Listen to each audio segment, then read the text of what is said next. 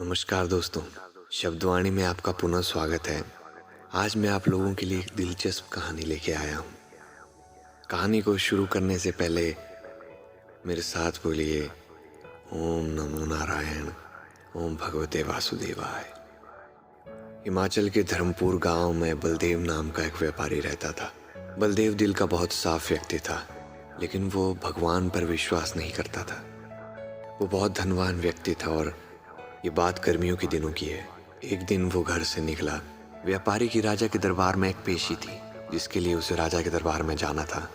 अगर व्यापारी वक्त से नहीं पहुंचता तो राजा उसे मृत्यु दंड दे देता। उसने देखा रास्ते में कुछ लोग तालाब को साफ कर रहे थे। उसने पूछा कि आप लोग क्या कर रहे हैं? तो लोगों ने कहा कि ये हमारे आराध्या का तालाब है, इसे साफ करने से बारिश होती है। हम प्रतिवर्ष यहाँ रोज आते हैं और इस तालाब को साफ करते हैं, इससे खुश होकर हमारे आराध्य बारिश देते हैं। तो बलदेव हंसने लगा कि आप लोग ये कैसी बातें कर रहे हैं? क्या आप लोग सच में इस पे विश्वास करते हैं? उसने उन लोगों का बहुत मजाक उड़ाया और मजाक उड़ाने के बाद वहां से चल दिया। जब आसमान पूरा साफ था, कहीं कोई बादल नहीं था।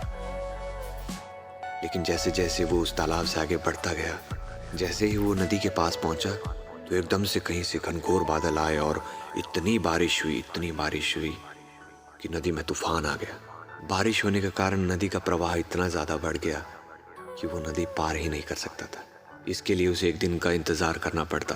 वो इतना डर गया कि अगर वो राजा के दरबार में नहीं पहुंचा, अगर वो अपनी पेशी के वक्त नहीं पहुंचा, तो राजा उसे मृत्यु दंड दे देगा। इसी भय से उसे याद आया कि उसने देवता का प्रतिकार किया था, उनके तालाब का प्रतिकार किया था।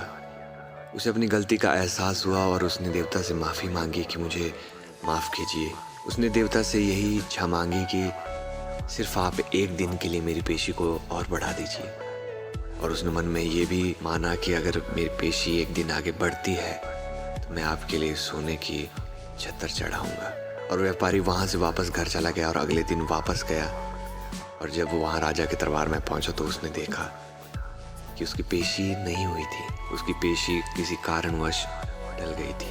जब वो राजा के महल से वापस आया तो आते वक्त देवता के लिए सोने की छत्र ले आया और बड़ी ही श्रद्धापूर्वक देवता को समर्पित की। इसी तरह उसका देवी देवताओं में विश्वास और दृढ़ हो गया।